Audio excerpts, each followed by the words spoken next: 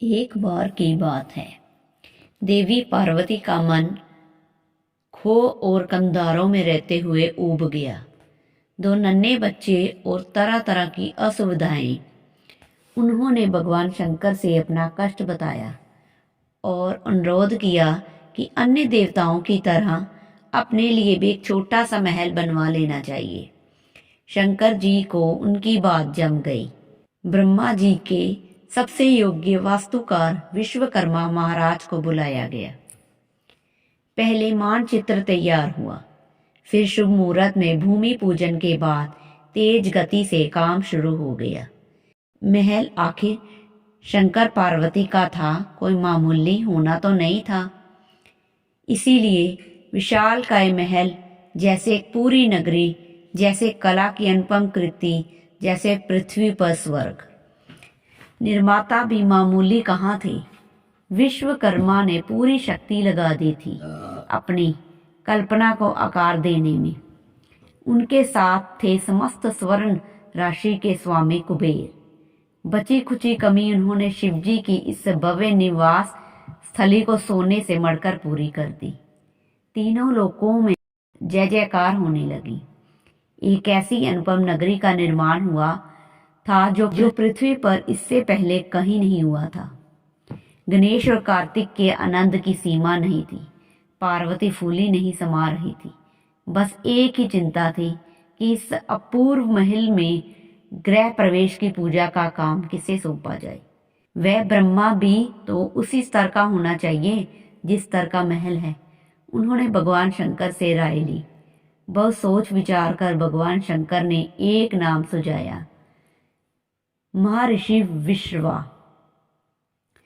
समस्त विश्व में ज्ञान, बुद्धि, विवेक और अध्ययन से जिसने तहलका मचाया हुआ था, जो तीनों लोकों में आने जाने की शक्ति रखते थे, जिसने निरंतर तपस्या से अनेक देवताओं को प्रसन्न कर लिया था और जिसकी कीर्ति दसों दिशाओं में ख्याति फैल रही थी। ऐसे मुनि विश्वा गृह प्रवेश की पूजा के लिए श्री से कैलाश पर्वत पर बने इस महल में आमंत्रित किए गए। मुनि ने आना सहर्ष स्वीकार किया और सही समय पर सभी कल्याणकारी शुभ शगुनों और शुभकर वस्तुओं के साथ वह गृह प्रवेश के हवन के लिए उपस्थित हुए। गृह प्रवेश की पूजा अलौकिक थी। तीनों लोकों के श्रेष्ठ स्त्री पुरुष अपने सर्वश्रेष्ठ वैभव के साथ वहां उपस्थित थे। वैदिक ऋचाओं के घोष से हवा गूंज रही थी। आचमन से उड़ी जल की बूंदें वातावरण को निर्मल कर रही थी। पवित्र होम अग्नि से उठी लपटों से बची कुची कलुषता भस्म हो रही थी। इस अद्वितीय अनुष्ठान के संपन्न होने पर अतिथियों को भोजन करा प्रसन्नता से गदगद माता पार्वती ने ब्रह्मा जी से दक्षिणा मांगने को कहा। माता पार्वती ने ब्राह्मण से दक्षिणा मांगने को कहा। आप मेरी ही नहीं समस्त विश्व की माता हैं माँ गौरा, आपसे दक्षिणा कैसी। ऋषि विश्वा ने विरमता की प्रतिमूर्त बन गए। नहीं विप्रवर, दक्षिणा के बिना तो कोई अनुष्ठान पूरा नहीं होता और आपके आने से तो समस्त उत्सव की शोभा ही अवर्णनीय हो उठी है। आप अपनी इच्छा से कुछ भी मांग ले, भगवान शिव आपको अवश्य प्रसन्न करेंगे। पार्वती ने आग्रह से कहा।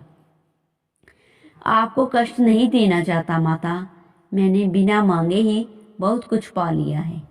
आपके दर्शन से बढ़कर और क्या चाहिए मुझे। विश्वा ने और विनम्रता से कहा, यह आपका बड़प्पन है, लेकिन अनुष्ठान की पूर्ति के लिए दक्षिणा आवश्यक है। आप इच्छानुसार जो चाहे मांग लें, हम आपका पूरा मान रखेंगे। पार्वती जी ने पुनः अनुरोध किया। संकोच होता है देवी, विश्वा ने आंखें झुकाकर कहा। संकोच छोड़कर यज्ञ की पूर्ति के विषय में सोचे हुए प्रवर पार्वती ने नीति को याद दिलाया।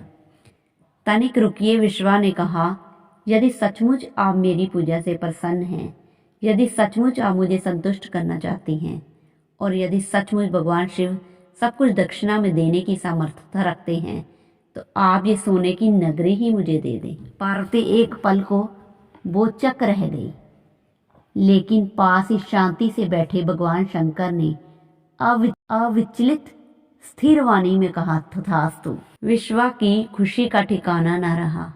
भगवान शंकर के अनुरोध से विश्वकर्मा ने यह नगर कैलाश पर्वत से उठाकर श्री लंका में स्थापित कर दिया।